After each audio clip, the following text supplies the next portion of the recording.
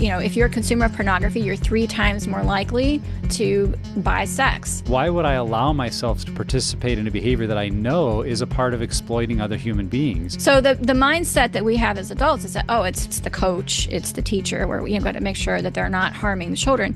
It's the other children who are perpetrating the vast majority of the abuse against children in schools. Yeah, what I hear you saying, Lisa, is that it's all a part of the same system. And if we don't like where it leads, then we need to work to dismantle the system. Hello, good listener. I am your host, Nick Stumbo, and you are listening to the Pure Desire podcast, your biblically based and clinically informed approach to healing from betrayal trauma and breaking free from compulsive sexual behavior.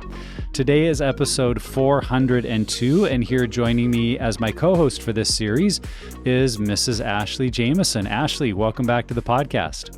Happy to be here. Happy to be unpacking these very intense topics with you.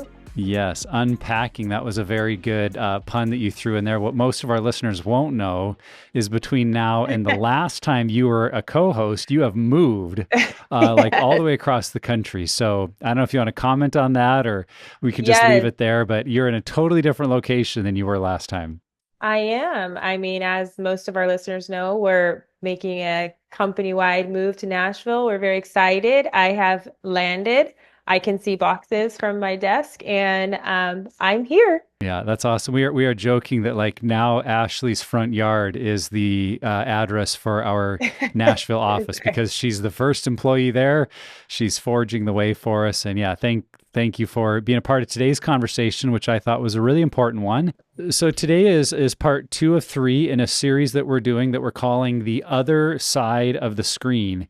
And what we've been looking at is the impact that pornography use has on other people and really on our world at large. And I think today's conversation was great because we really got to interview an expert, truly an expert from the National Center on Sexual Exploitation, one of their VPs, and it's Lisa Thompson, who's a part of the research division. And we had a great conversation with her just about the connection between pornography and all other forms of exploitation.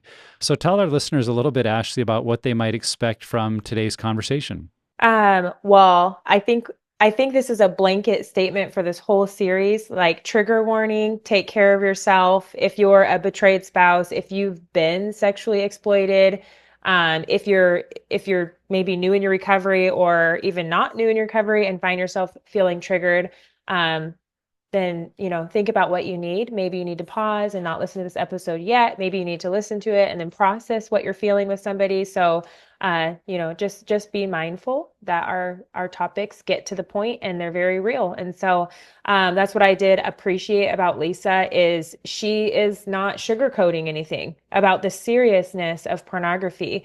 And for some of us who have had struggles, there could be a level of shame even listening to how she's describing how bad pornography actually is. And she kind of emphasizes, that it's not the lead into things, but it in itself is bad. And so I just appreciated how candid she was and how honest she was, and how she explains the connectedness of all the things, sexual exploitation and trafficking. So give yourself grace, keep doing the work. And if you're feeling any strong feelings, make sure you reach out to somebody after the episode. Yeah, I was thinking about that too, that for some of us, this is a hard conversation because we don't like to think about that maybe my porn use or my sexual addiction contributes to those kind of things. And it's like, that's the ugly, messy part of this. I want to look away, but part of that is what we need to pay attention to and say, we want to look away from it because we don't like to acknowledge this reality. And I think that's what today's conversation is really about is painting a picture of reality that pornography is not this victimless thing of just airbrushed models. Like it is a very insidious, dark, painful part of what's happening in our world. And in any degree, if we're participating in it, we need to have our eyes open to that reality. So if you're someone like me and like Ashley that's been a part of being a struggler and in our lives inadvertently or unintentionally consuming pornography, we've been a part of this world and we want to name it for what it is and then be a part of creating health in our world and in our society. And so listener, I think you're going to get a ton out of this conversation. Let me tell you a little bit more about Lisa Thompson before we jump in. Lisa serves as a vice president for the National Center on Sexual Exploitation's Research Institute, where she oversees NCOSE's efforts to harness the power of data to create a world free from sexual abuse and exploitation. In her role, Lisa conducts analysis on a wide range of issues related to sexual abuse and exploitation, such as the impacts of sexual objectification, pornography, prostitution, sex trafficking, image-based sexual abuse, and consumer-level demand for prostitution on individuals and society. Founded in 1962, NCOSE is the leading national nonpartisan organization exposing the links between all forms of sexual exploitation, such as child abuse, child sexual abuse, prostitution, sex trafficking, and the public health harms of pornography. And so now here is our conversation with Lisa Thompson on unmasking exploitations, how pornography fuels a culture of abuse. Lisa, welcome to the podcast. So great to have you with us today. Thanks for having me. It's a real pleasure to be here. We have really been looking forward to this conversation and helping our audience really connect the dots between things that happen in sexual addiction, people struggling with pornography, and what's going on in our world in the greater story of sexual exploitation and sex trafficking. And, no one sits at the center of that more than you guys do at the National Center on Sexual Exploitation, or NCOSE, as many of us call it. And so let's dive into that. Can you share a little bit about the connection between pornography and sexual exploitation? What do people often misunderstand about this link? Right. Well, I guess the first thing I would start out with is the fact that pornography is exploitation. So it's not just about a link. It is itself a form of exploitation. Particularly when we think about, I think we need to kind of reframe how we conceptualize pornography. It's really a form of prostitution. Okay, we're talking about people who are engaging in sex acts for pay. That's what the majority of, that's the majority of pornography that is out there. Obviously, some of the pornography is made, like with children. So that's a different kind of scenario. Maybe people pay for it, but the children themselves are being sexually abused in the production of that. But when we're talking about pornography that's featuring adults who are in the industry, it's a form of prostitution. And the thing about that makes it exploitive, one of the things is the fact that it's paid for. Because truly authentic, wanted sex is not something you pay for. Right? So that payment for sex equals coercion. So you get that, you've introduced coercion, an element of coercion into the sex act, that makes it exploitive.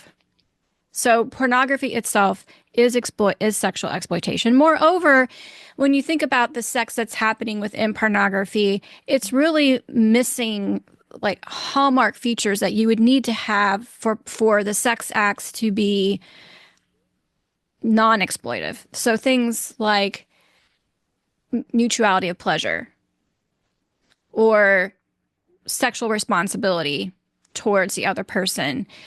And actually just even meaningful consent. How can a consumer of pornography ever really know that the person that they're consuming, that they're using on the screen, has really consented?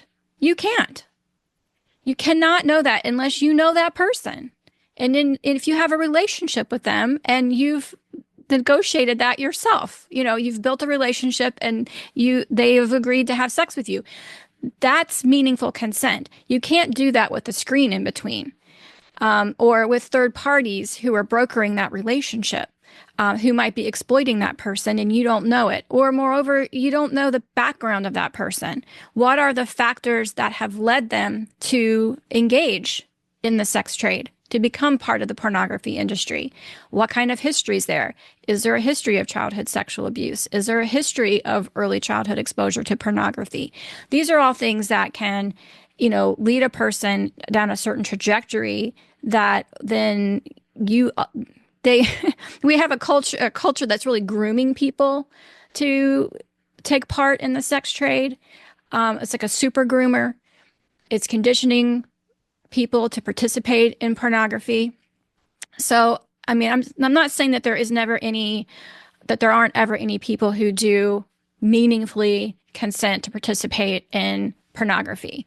But I am saying that it's highly exploitive and that as a consumer of pornography, you really can't know because you don't have a relationship with that individual. Anything that you do have would be brokered by between huge internet distances, third parties that you don't know. So that's the first thing I would say about your question. I don't know if you want to feedback on that before I go on to address it further. I think you're making an important point that pornography is a form of exploitation. And I think that's also why this conversation is so important that we're having it, because for many people that get sucked into pornography, there's a rationalization of what they're doing and a minimizing to say, well, at least it's not that.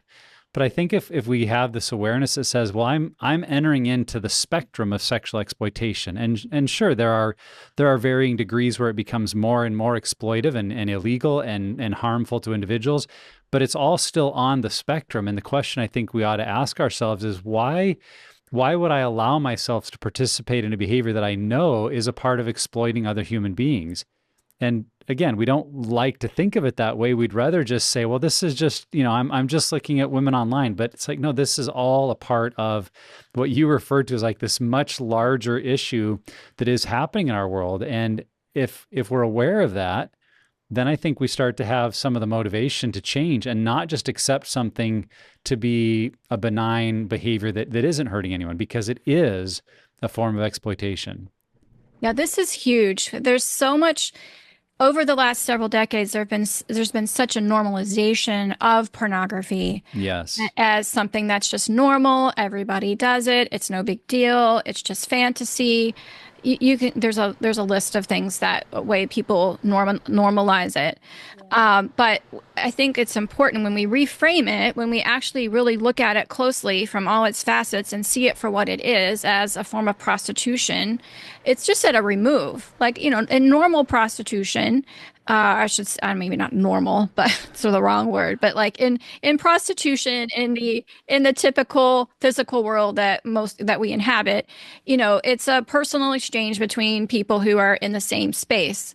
But with pornography, it's able to be, especially now with the internet, it's at a remove. So there's an intermediary, but there's still this exchange. There's still a sex act is being performed, and it's being performed for payment, even if you don't pay for it. Right. So the whole model that's been operating for quite some time now, this freemium pornography model where vast quantities of pornography are free, but that's all to entice the user to come in deeper to engage in the paid material. That's right. So, these people aren't doing it for free. They're doing it for money. And that money is coercive. Right. It's a factor because like this person would you ask yourself, would this person be having sex with you in person? Would this person only have sex with you if you paid for it? If the answer is yes, the only way they would ever have sex with you is because you paid them, then that's coercive. That's exploitation. Yeah. Ask yourself, what do you know about this human being? What do you know about them other than their porn name? Right? You can see their physical appearance, but you don't know about their identity, their childhood, how they grew up, how they're feeling, what their birthday is, what their favorite color is. Like, really, do you know them at all? No. And that's another like serious red flag because engaging in sex should be an act of intimacy between people who at least have some level of caring between each other. Not complete strangers. That's impersonal sex. That is a major red flag. Something that is dangerous and harmful behavior, both to yourself and to the person that you're engaging with that in. So it definitely, we have to rethink, reframe the discussion around pornography from something that's harmless and a joke to something that's really serious and exploitive to the people who both use it and who are used in the production of it. I think you're making a really, really good point about pornography itself being exploitive. And so you kind of touched on, okay, so when we think of people being exploited, we think of sex trafficking, prostitution, those kinds of things. It's all exploitive, but how does pornography contribute and fuel those riskier, more violent, more known ways that we think of sex trafficking? How does it connect and how does it fuel that? Yeah, I guess the one thing I would make a little caveat right there. I wouldn't say that that those other forms of exploitation are necessarily risky or necessarily absolutely worse. I mean, there's a lot of horrible exploitation and sex trafficking that even goes on within the pornography production industry. Okay, so I don't want to create like a tier of, one is worse than the other. But I think to get to your point, Ashley, about how they intersect and interconnect, you can kind of see behind me that there's a graphic that the National Center on Sexual Exploitation we worked a long time on. We wanted to create a visual that gave people an idea of what we call the web of sexual abuse and exploitation, to show how one form of sexual exploitation can connect to, fuel, feed into other forms of sexual abuse and exploitation. Yeah, And pornography is really the I would say the touchstone of so many other forms. It's like the foundation where so many other the webs, legs on the spider come out.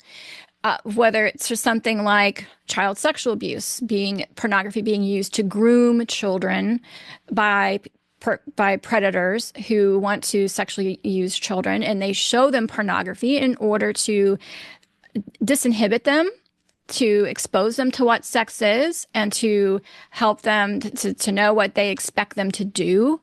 As in like, oh, see these people doing this in this picture? Doesn't this look great? Let's do this. So pornography is a very powerful tool for perpetrators who want to groom children. And in fact, I mean, really, the sad reality is today that our society has become so pornified that the job of predators has become much easier because there's so much pornography out there that children can see themselves as children, stumbling onto it online.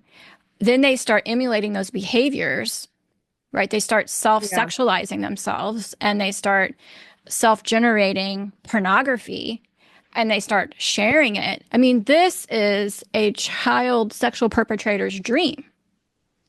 And then the children share it, right? They share it. They might, because one minor sends it to another minor, and then one minor thinks, oh, well, how funny. I'm going to send this to the other kid. So it gets distributed among other children. And then somebody gets it. Some adult sees it, and it gets uploaded to major pornography sites. So today, the irony is that a lot of the child predators don't actually have to produce a lot of the content that is on like dark websites because it's self-produced material. The Internet Watch Foundation has reported on that repeatedly, how huge quantities of self-produced material that children have created of themselves and shared with others has ended up on these child pornography platforms, child sexual abuse material platforms online. And I would imagine much of that without a parent's awareness, things that are happening behind their backs that then lead to these incredible, horrific problems. Yeah. And I guess for a clarifying question, I am a true crime podcaster and video, like watch all that. And so what I was wondering too, just since this is your world that you live in, almost every case I've seen, and what I mean by riskier and more violent, not necessarily that porn isn't risky and violent, especially dark web stuff and how terrible that is, but in almost every case I've read about or seen or article where somebody was abducted or raped violently or something, most of the time we were able to see that the perpetrator was viewing pornography and at some point then stepped out of viewing pornography and acted out with her. Just like you were saying with the kids, that they can use it as a grooming tool to say, hey, let's try this. But then also people are consuming violent porn and saying, I want that now. I want the real thing. I don't want to watch anymore. I want to go do it. Right. So that kind of connection. You've touched on a very interesting topic, which is the escalation that can happen in pornography consuming behaviors. So if we roll back, a couple decades, maybe 3 decades, and people are consuming pornography at the, at the beginning of the internet, a lot of that stuff was still images. We had slow dial-up Right. connections, right? It wasn't as graphic, as it is now. Like now, everything is so vivid. It's so real. And it's incredibly powerful visual stimulus that people who are looking at the stuff get. It's a very powerful visual stimulus, and I really think we should start thinking about pornography as a consumable, just like as if you would be eating your dinner and you're, having your, I don't know, your cheeseburger, whatever it is you're having for dinner. You've consumed, you've taken it into yourself by eating it. You're consuming pornography visually, Yep. and it's a diet. It's a diet that you can put into yourself. And as you put in more and more and more, you get tired, right? I mean, we all don't want to eat the same thing every day, do we? We get tired of nobody's going to want to eat I don't know, trying to think of something that you wouldn't want to eat, asparagus every day. Anything every day. Yeah, most of us want variety in our diet. And so the same kind of thing happens with pornography. You consume whatever you started out Yeah. with, and okay, yeah, it's not having the same reward Yeah. in our brains. It's not giving us the same level of satisfaction. So we start venturing out to try new other things. So whether it's, we're eating food or we're consuming pornography. So the pornography consumer begins exploring. And plus today there really is, there's so few margins. I mean, like, what do I mean? These so many niches and fetishes are all feeding into mainstream forms of pornography. That's very easy for a consumer to start going down this trail that leads into harder, more extreme material in very little time. And so even today, like children, like for instance, there was a survey, well, I can't remember if it was 2023. I think it was in 2023, of like over 1,300 kids. It wasn't a nationally representative study, but it was a survey of a large group of kids, and more than 73% of them had seen pornography. And these kids were 13 to 17-year-olds. Okay. More than 73% had seen pornography. But what was, I think, one of the more startling things was that more than 50% of them had seen forms of violent pornography, like something that was violent, somebody being choked, somebody that seemed like they were in pain, or even something that seemed like it was depicting rape. Yeah. 53% of the group that had seen pornography said they had seen something like that. So, of course, that's going to be conditioning them to think that that's normal sex. Yeah.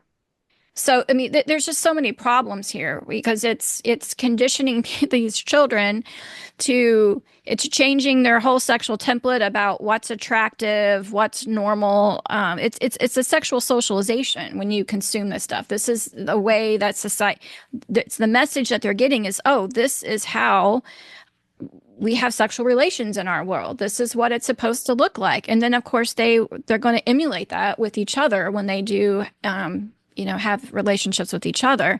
And that's really sad because, I mean, I can't imagine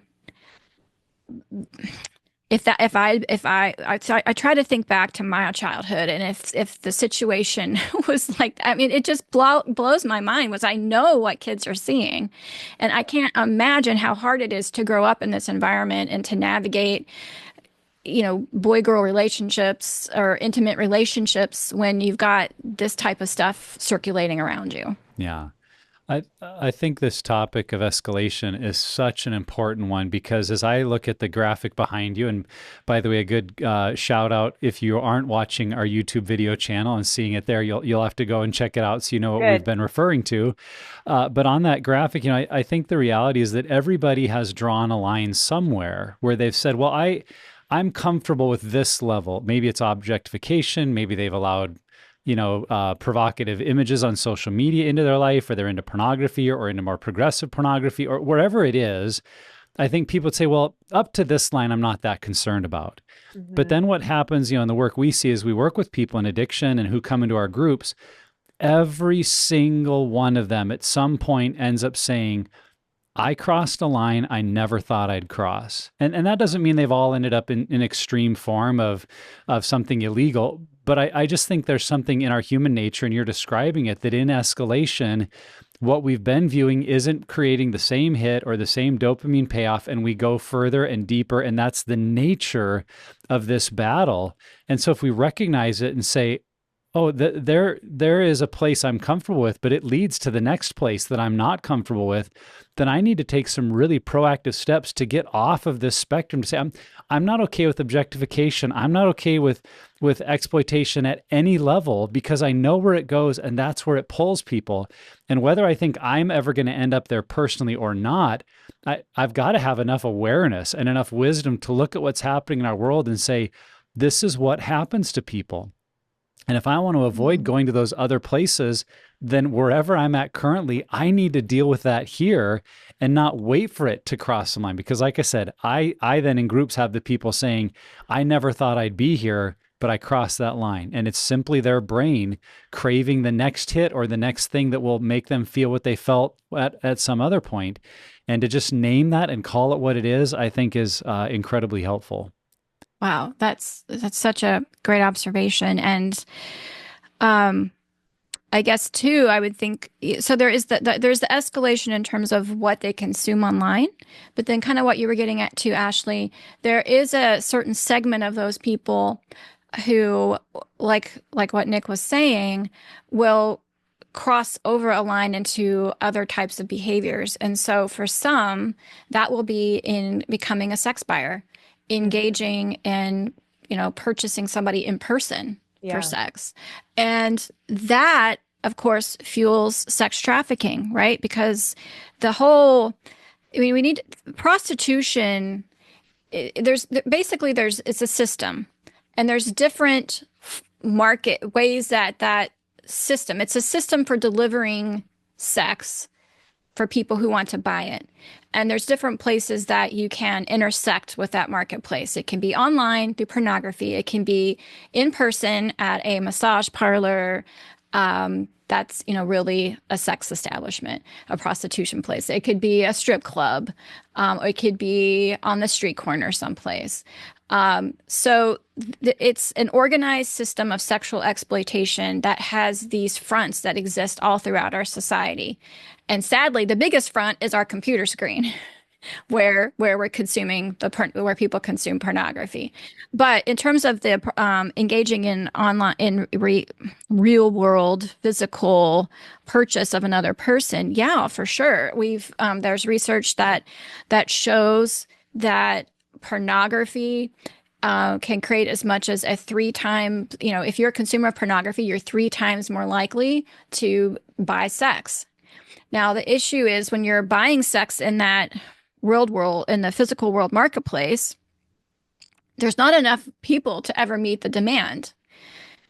Right. So there's this big demand that exists.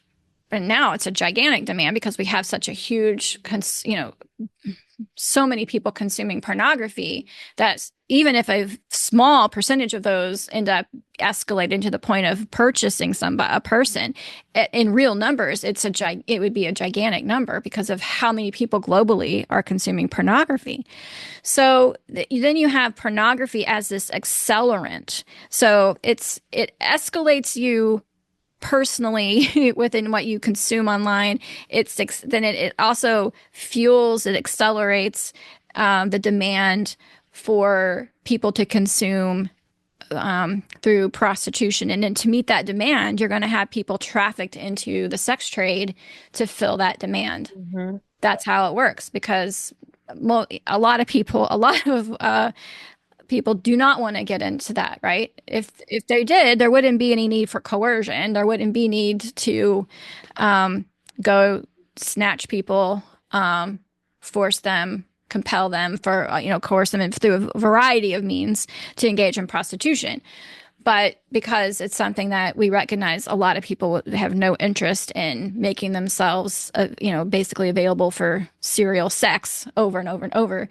It's dependent upon traffickers to fill the demand. Yeah. Yeah. What I hear you saying, Lisa, is that it's all a part of the same system.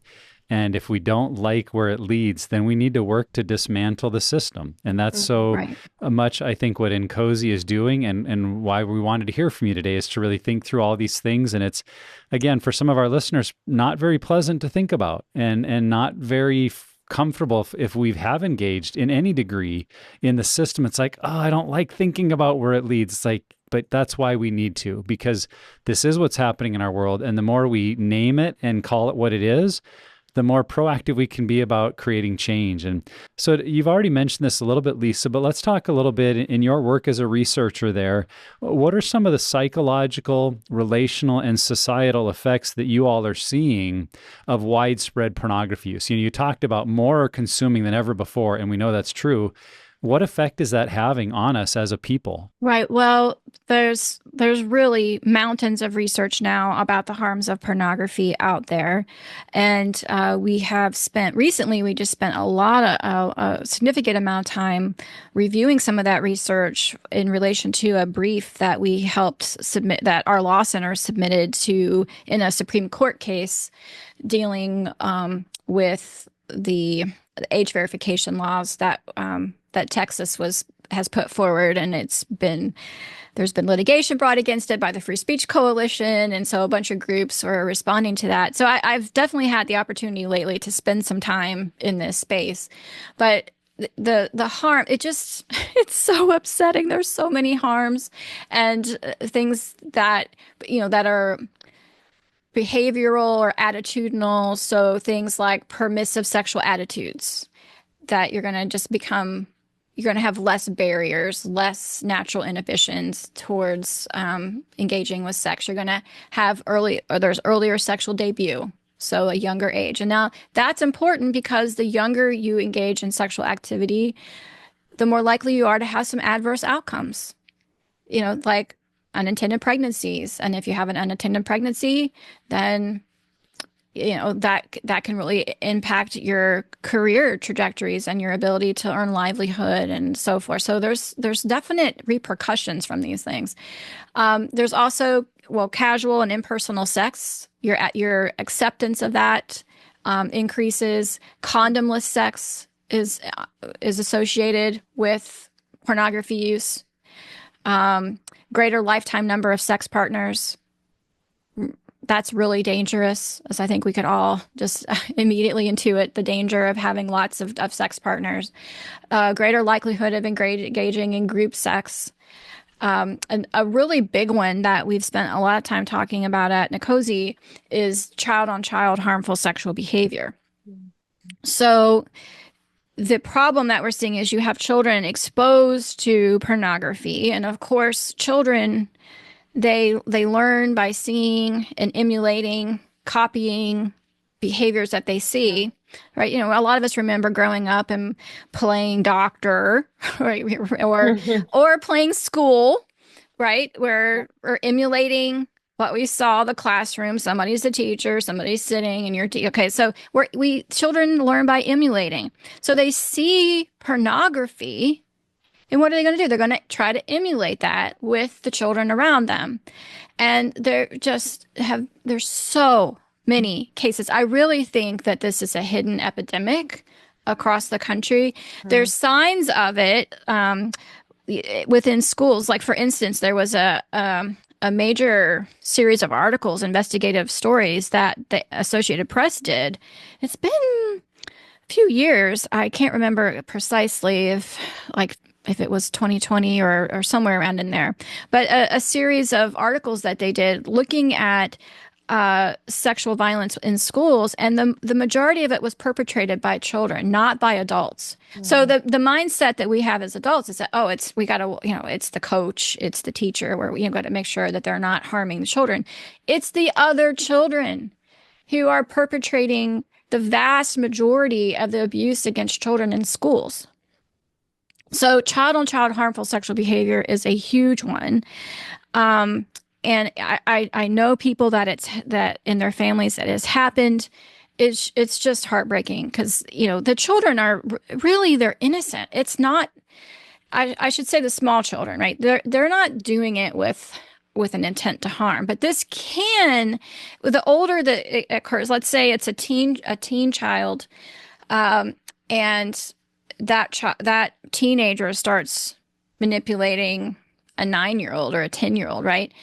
So then you start getting these power imbalances that can happen between children, and it becomes exploitive, and it can turn abuse, like really intentionally attempting to hurt the other child. So there's again a spectrum here within the world of child-on-child harmful sexual behavior. Some of it is truly innocent, and I wouldn't want to say that every child behavior is wrong. Sexual behavior is wrong. Some of it's just a part of development, right? Learning about their bodies, and maybe touching something, but it's not. That can all. There's an appropriate spectrum of sexual learning that happens as you grow. But when it starts developing into actual sex acts between small children, that is way off the age appropriate scale. And that's because they've seen pornography and they start emulating it on others. So that's a big one. And there's some others, like things maybe people hadn't thought of, like reduced academic performance. There's not a huge amount of research in that area yet, and there's been some mixed studies, but there are some that indicate that learning performance is impacted, and that doesn't surprise me in the slightest. Sexist attitudes, and then as adults, we're definitely seeing, there's a lot of studies that indicate depression among the adult users of pornography. And I think that's such a huge concern, considering just the mental health of our society writ large. Like, why would we want to be participating in something that's going to worsen your mental health? Yeah. Yeah. I don't know if you heard, Lisa, we did some research with the Barna Group last year, and that was some of the questions we asked, was asking about people's mental health, both positive aspects of, I feel fulfillment, I feel connected, I feel joy in life, and then also asked about the negative aspects of things like depression, anxiety, even thoughts of harm towards self. And there is just, if you look at the research, there is a direct line of correlation between the more pornography someone watches or reported watching, the more unhealthy they report their mental health being. Mm-hmm. And it just is so clear when you look at it. It's like, wow, it's stark to see. The more porn someone views, the higher they rank things like anxiety, fear, and thoughts of depression and self-harm. And so, yeah, I think you're underscoring in so many ways the massive, massive impact this has on our society. Mm-hmm. Yeah, and I know it feels to some of us, and I'm curious of your take, because this is, again, your world, but for us moms, I have some adult sons and some teenage kids, and it just, like you said, it's so different than how I experienced exposure to pornography when I was a kid. So now, what legal gaps exist in regulating the pornography industry, and what do you think is needed as far as policy changes in order to address exploitation? Right. Well, I thought I think I'll start with just explaining a little bit about the legal landscape on pornography, because there's a huge blind spot most people have. The fact is that the United States at the federal level has laws that prohibit distribution of what's called obscenity. So obscenity, it's pornography, but it's basically adjudicated. It's something that a jury has to look at the material, or at least some of the material, and say, you know what, this defies our community standards. And the United States has this long legal history of saying that obscenity is not protected speech. And I think most of us, I know I grew up pretty clueless about that because you wouldn't know that from what you see around us, right? Mhm. And that's because there's not been meaningful enforcement of our obscenity laws for over a decade. It's getting close to two. It's been a long time since there's been meaningful enforcement of our obscenity laws.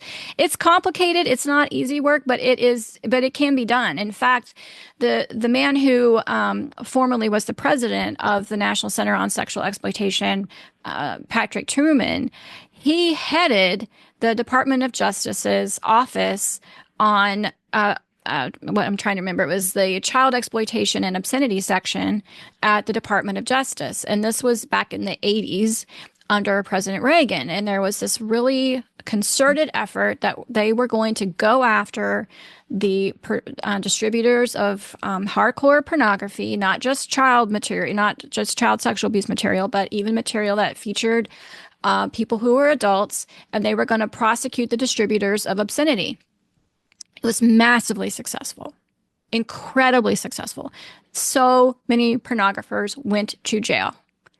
And I wish I knew the exact number of how many, but dozens and dozens of cases that they were successful in prosecuting distributors of pornography. So there is not a right to distribute pornography in the United States, not through the mail, not through cable television, and not through the internet. And I should say, I mean, I think just then I said pornography, but I should say there's not a right to distribute obscenity. Right. And the problem is that we can't just declare that all the pornography out there is obscene. It has to be a prosecutor, a U.S. prosecutor, or even at a state that has obscenity laws, a state prosecutor could do this as well. They have to do an investigation, confiscate material, call a jury, look at the material, and make a case, present a case, and then they decide: does this material, is it obscene? And so then the individual who's distributing that material could be prosecuted. So my point in telling you all this is that one of the biggest problems that we've had is the epic failure, the willful failure to prosecute obscenity in the United States. And that is, I would say, more than anything, why we're sitting here having this conversation. Because if those people who were distributing this material, this obscenity, were prosecuted, we wouldn't have the oceans, literally oceans of pornography that exist on the internet if the distributors were being meaningfully prosecuted for distribution of obscenity. So that is the number one factor. So that doesn't require a legal fix.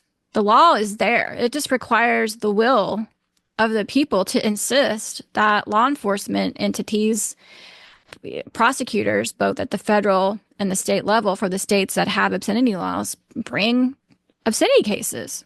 Wow. I mean, it'd be practically like falling off a log. There's so much obscenity out there. Like, I don't think there's any shortage of effort to find it, right? Right. Now, the hard part might be figuring out because the people who distribute it now, there's a lot of that's a little bit more complicated. But in terms of finding the obscene material, it's there in plain sight. So anyway, that's one issue I would raise. And then the other is what's called Section 230 of the Communications Decency Act. I think more than any particular piece of legislation or law that's out there, this has been an impediment to preventing sexual exploitation in many fronts, both sex trafficking online, but also any kind of going after distributors of this material online. This is why, like, for instance, websites, social media sites are now able to hide behind Section 230 of the Communications Decency Act and use it basically as a shield to say that they are never culpable for anything that third parties post on their site, no matter what it is and whether or not they knew about it or not, or how long they knew about it. It's never their fault. They're never responsible. And this has been a massive problem because that's what fueled the whole phenomenon of like Backpage, which was basically a prostitution advertising website that metastasized and became gigantic, and that was fueling sex trafficking all over the country. But now, because of CDA 230, we've seen this massive migration of pornography, even child sexual abuse material, onto platforms like Reddit, and the courts are saying that's fine, that they can host that material because they claim that the Section 230 of the Communications Decency Act shields the companies from any kind of liability or culpability from hosting the material. So we have a serious problem on our hands with Section 230, and it's so big we even put that on our Dirty Dozen list. I don't know if you know about that, Nick. Yes. Our Dirty Dozen list. Yeah, we see that come out every year. We try to make our fans and people that follow us aware, just to call out what's happening in our world, because that's what I hear you saying, Lisa, is that by and large as a society, we have chosen to turn a blind eye towards a lot of things that previous generations have taken a stand to say, no, we're not okay with this. We've created laws around it. And if we would simply enact or enforce the laws we currently exist, and we all were adamant about what we allow as decency in our culture, we wouldn't be where we are. And so part of it is that broadly, we have, as a society, just decided, you know what, we're not that concerned about it, which leads to, I want to make sure we get to, in the last parts of this podcast here, some ideas you'd present about what can we do, because I think there's a temptation for us to all feel like, man, this is just so big, it's so out of control, it's so beyond what any of us can do, and we just kind of throw our hands up and say, well, I guess it is what it is. And part of what I was thinking about as you were sharing all that, I recall a story, and I believe it's in regards to someone asking a question to Mother Teresa about all the evil in the world and what do we do about it. And her response was to say something like, go home and love your spouse and family well. Like if you want to see love in the world, start in your own home, love them well. And I think in terms of our listeners, as we look at the massive size of this problem, it's like, what do we do? Part of it is look into your own heart and your own relationships. How can you stand against objectification and exploitation? How can you determine that I'm not going to be a part of this anymore? I'm going to proactively work against these behaviors in my life. That is for sure a starting place for all of us. But how would you answer that question, Lisa? Like, what can we do? If someone hears you talking and maybe they're even for the first time really learning about NCOSE, what could they do to get involved and be a part of seeing positive change in our world? Well, that's a great question, and I just, as in the last comments, was mentioning the Dirty Dozen list, and I'll just explain it briefly in case, as you say, in case anybody's new. Yes, please do. So the Dirty Dozen list is something that the National Center on Sexual Exploitation puts out each year, where we name mainstream mostly corporate contributors to the phenomenon of sexual abuse and exploitation. A lot of times these are corporations that are in some way profiting, facilitating, fueling sexual abuse and exploitation, either through really bad corporate policy, inefficiency, or maybe occasionally it's, oh, we didn't realize that, but we're at the point now where everybody knows. And they know that they have these problems, and it's a matter of they're not doing enough to address them. So the Dirty Dozen list it's just coming out consistently, naming groups, all kinds of corporations. So for instance, in the past year, we had groups like Apple, Cash App, Cloudflare, Discord, LinkedIn, Meta, GitHub, Reddit, Roblox, Spotify, and Telegram. These are all really huge companies that we put on the Dirty Dozen list. But we also had on there the Section 230 of the CDA, which was really about trying to help educate people about the harm that this particular provision of a law that ironically was intended to protect children, and how it's been twisted by the courts and now turned into a shield that allows for their exploitation. I mean, you couldn't make up a crazier story if you tried. So anyway, that's the Dirty Dozen list. And the reason I bring it up is because when it comes out each year, there are opportunities that we create for people to take action, where you can send a petition or sign an email that goes to a corporate executive, or sometimes maybe send an email to your representatives or something asking for a particular legislative fix or something. So that's something that people can do, is just follow the Dirty Dozen list, take the actions that are presented there. But I guess in my heart of hearts, I kind of go to the Mother Teresa answer that you you brought up, Nick, because I do feel like so much of this begins in our own home, with our own selves, and with our own homes and families and those around us, our own sphere of influence. And for anybody who has children, I mean, I would literally beg them to delay, delay giving them the device, or just don't give it to them, because it's pretty much inevitable that that's going to get them exposure to this content. Now, of course, there's the issues about their playmates and what's going on at school, and maybe that will happen that way. But if you give a kid a phone, you're basically handing them porn. I mean, that there was actually, I think it was a kid who said that. Um, that it's there. It's so easy to get to. You can do all kinds of work to try to block it.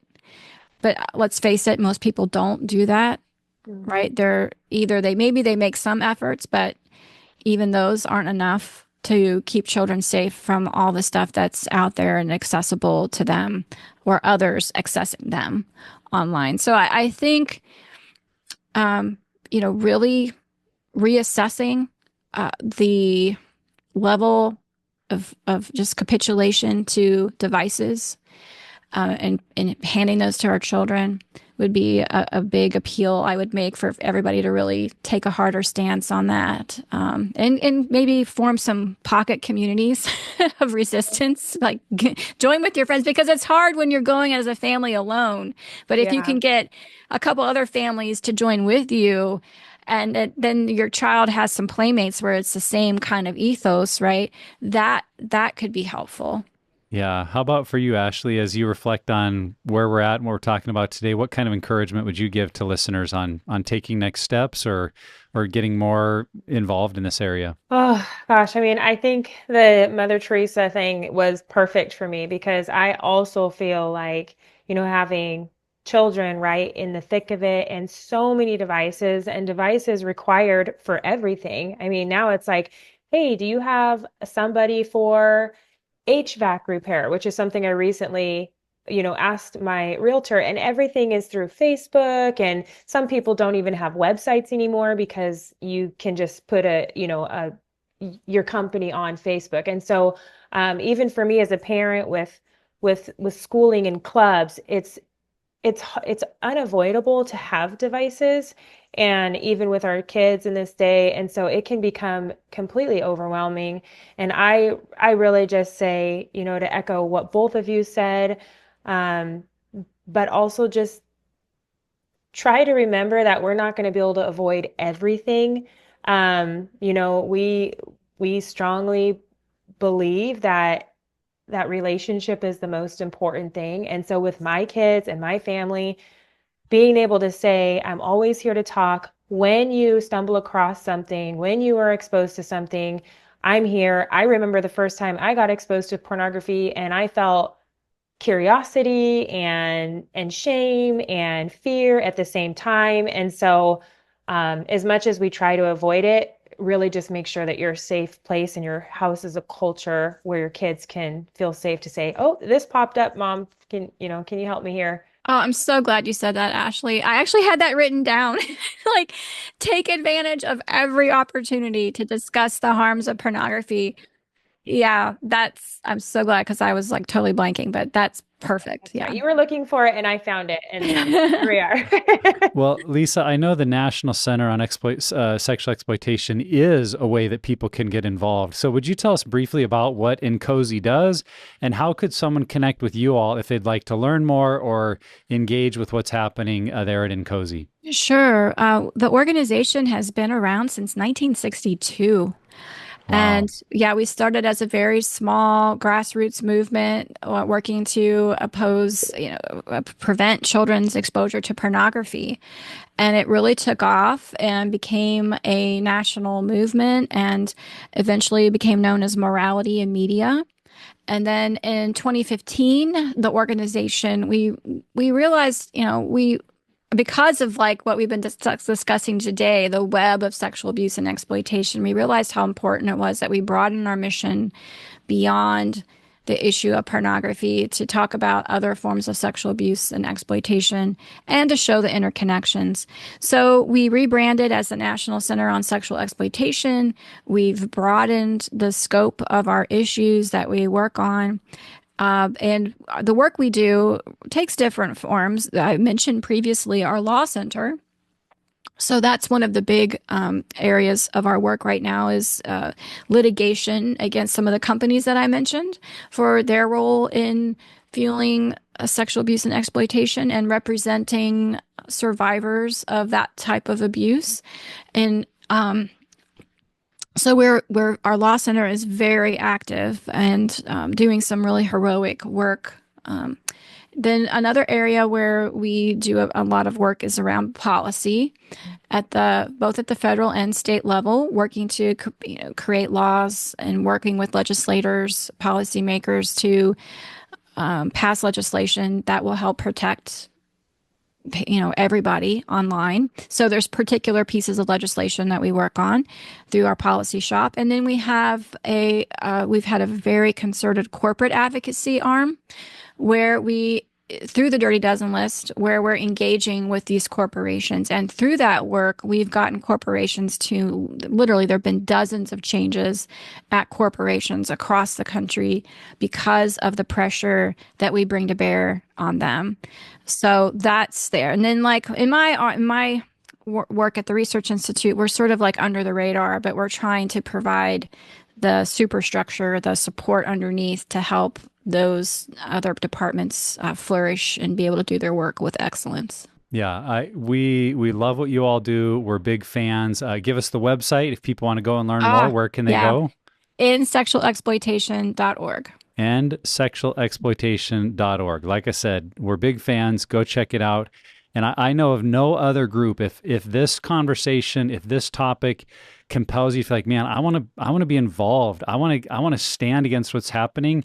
I think NCOSE is leading the way, and they've got so many great resources on their website. And just really grateful for your time today, Lisa. And thank you for having this conversation to help us understand what's happening in our world and why we should all stand against exploitation in all of its forms, whether we're someone who's struggled personally or been personally impacted by this. We can all take a stand and make a difference. And so thank you, Lisa, for the conversation today. And we loved having you on the podcast. Thank you so much. Yeah, thank you. And if you're a fan of today's conversation, we would love to have you write a review, share it with somebody else, give us a like or subscribe. Those are all ways that somebody else can find this very important conversation and much more like them. And if you'd like to get more information about Pure Desire groups, resources, or counseling, please visit us at puredesire.org. Journey on, my friends. You are not alone.